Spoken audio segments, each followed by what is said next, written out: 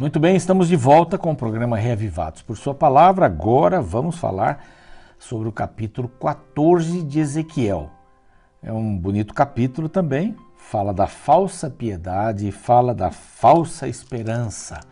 Falsa piedade é aquilo que a gente aparenta ser, não é? E a falsa esperança, não é? Você nunca vai alcançar a falsa esperança. Ela vai lhe dar um desânimo muito grande, não é? Vai lhe dar um desconforto muito grande quando você descobrir que ela é falsa. Sempre quando a gente descobre que a mentira é mentira, a gente fica bem triste, né? Há pessoas aí que compraram coisas de certos lugares aí, quando abriram a caixa, né? Tive um amigo que comprou uma vez um videocassete, grosso assim, tava pesado. E quando ele foi abrir não funcionava e foi levar na assistência, tinha lá um tijolo, lá um peso, areia, não sei o que era dentro. Não tinha nada, só tinha carcaça, não serviu para nada, mas pagou tudo, né? Se sentiu decepcionado, né? Puxa, isso daí. Mas a gente quer cumprimentar você que é Anjo da Esperança e que tem contribuído regularmente para que a Rede Novo Tempo, através do rádio, da TV, das mídias sociais e também dos cursos, vários cursos maravilhosos que são disponibilizados para você, família, sobre finanças, Bíblia para menores, para adolescentes, para jovens, cursos de profecias, materiais lindíssimos aí preparados com muito carinho para você. Então, se você quiser saber como se tornar um anjo da esperança, tá aqui, ó. Esse é o telefone, pode ligar, que você vai ser super, mega, hiper bem atendida também, tá bom? E queremos lhe oferecer, a gente continua oferecendo ainda este bonito DVD feito pelo pastor Gilson Brito, 15 temas tirados das cartas de Paulo, abrangem aí ressurreição, morte, temas assim bem interessantes, com o título de Paulo, o Mensageiro da Cruz. Aqui está o WhatsApp, mande aí uma mensagem com o seu endereço, seu nome, endereço, e você vai receber isso gratuitamente em casa, gratuitamente mesmo.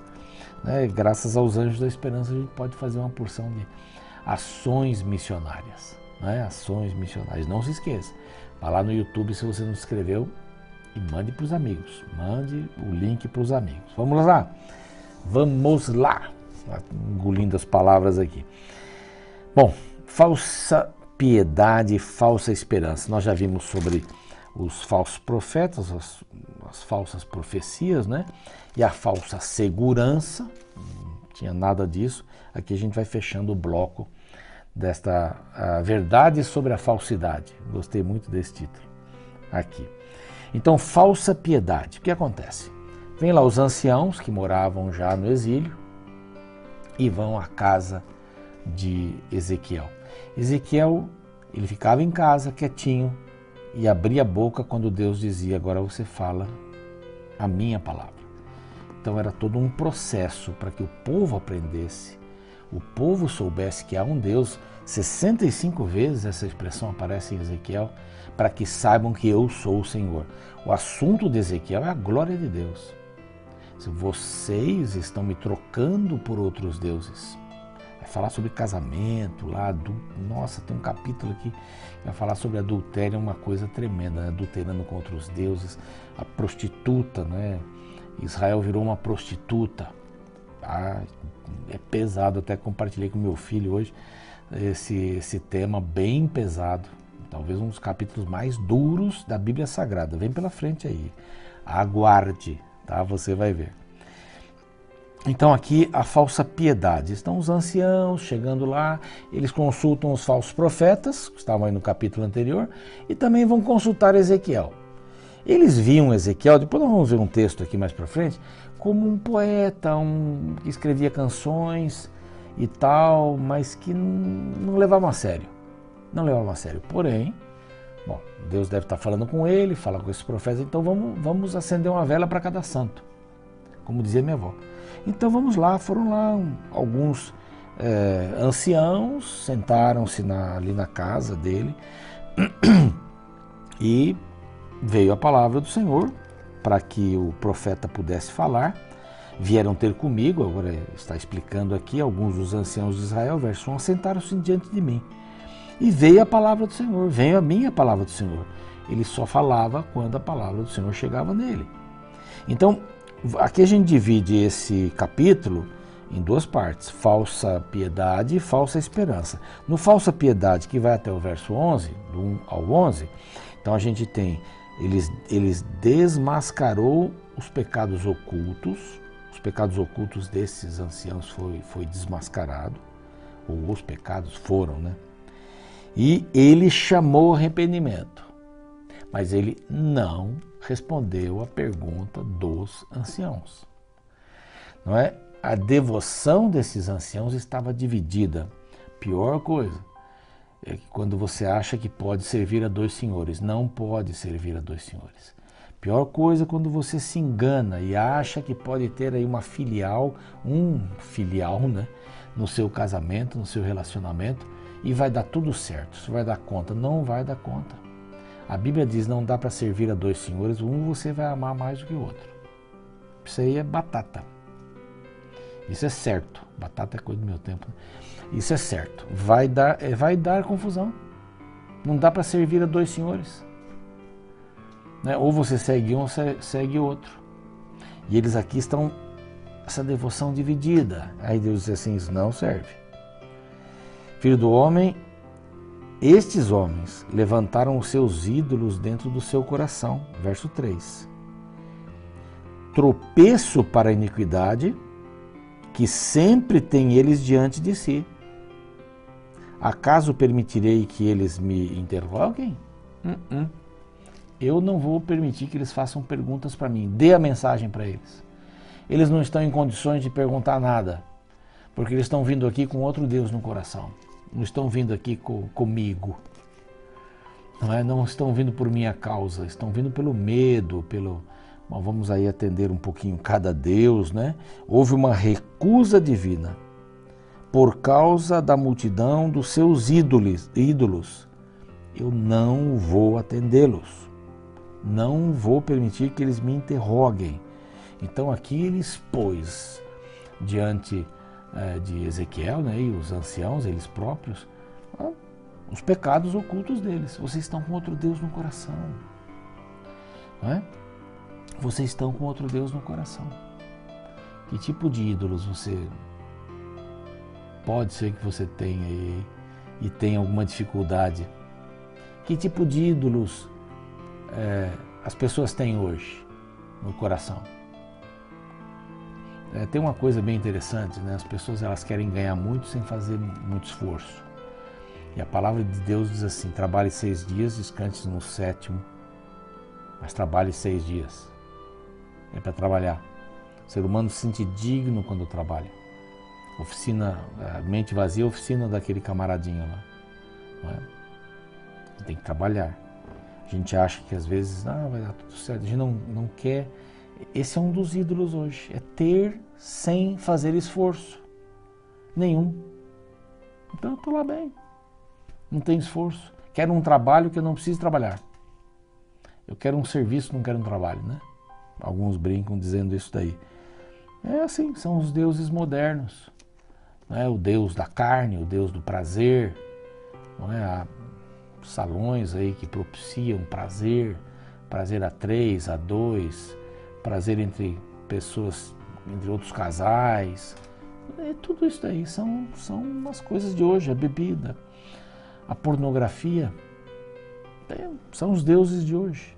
A ganância, a crítica, a inveja. E aí a gente encontra que ele não vai falar com eles. Pronto. Agora, eles recebem um chamado para o arrependimento. Deus só não levanta o problema deles assim, mas vocês podem se arrepender. Então, portanto, olha que apelo aqui no verso 6. Portanto, dize a casa de Israel, falando o profeta falar para eles. Assim diz o Senhor Deus, convertei-vos, primeiro, depois assim, apartai-vos dos vossos ídolos. Terceiro, dai as costas a todas as vossas abominações. Convertei-vos, apartai-vos dos vossos ídolos, e dai as costas a todas as abominações. Não dá para servir a dois senhores. Não dá. Porque qualquer homem da casa, verso 7, de Israel, ou dos estrangeiros que moraram em Israel, quer dizer, olha que interessante, né? Não é só para os israelitas ou os judeus, também para os estrangeiros que moram em Israel, que se alienar de mim, que morem em Israel, que se alienar de mim e levantar os seus ídolos dentro do seu coração e tiver tal tropeço, não é? Eu vou responder por mim mesmo, vai ter castigo, vai ter um castigo. Voltarei o rosto contra tal homem. E não tem problema, fui eu mesmo, diz aqui.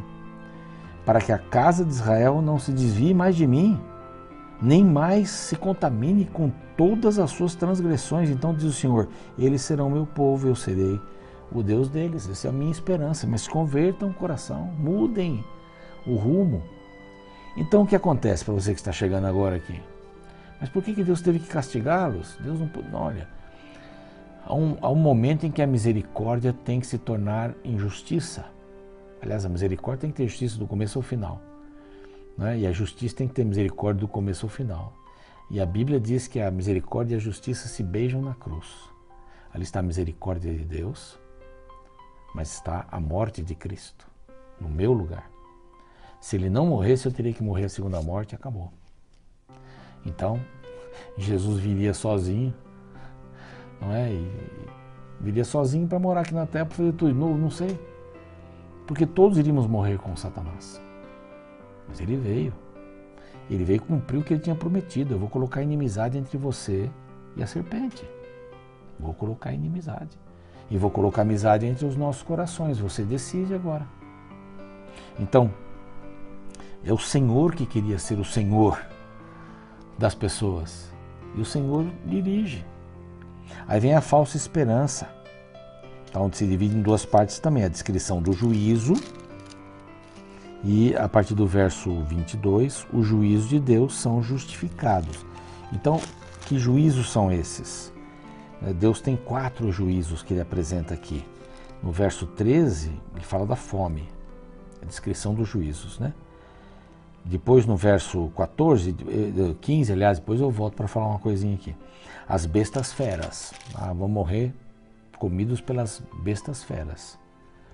Depois no verso 16, verso 17. Ou se eu fizer vir a espada, então a espada, ele menciona isso várias vezes.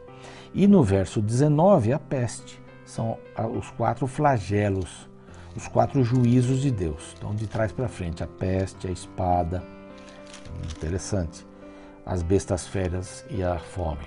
São estes meios que eu vou usar. Então, a falsa esperança é que não vai ter fome, não vai ter nada, vai ter paz e está tudo certo. Paz e amor. Não, tem justiça. Se Deus não opera a justiça em algum momento da sua misericórdia, Deus será conivente com o pecado. Aí Deus não pode mais ser Deus. E como isso é impossível, ele vai resolver o problema. Vai ter um ponto final o pecado. Vai ter, na história bíblica aqui, o Apocalipse diz, vai ter um ponto final. Mateus fala que vai ter um ponto final. Daniel diz que vai ter um ponto final. Estamos chegando perto de Daniel aqui já. Diz que vai ter um ponto, e vai ter um ponto final.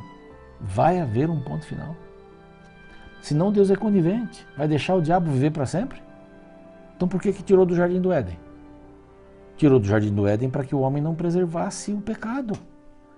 Porque a árvore da vida estava ali. Se o homem comer esta árvore da vida com o pecado, ele se torna um pecador eterno, sei lá. Então não funciona assim. Sai do Jardim do Éden, vai viver o seu tempo de vida, e para Satanás são milênios. Mostrou que a sua justiça é em vão?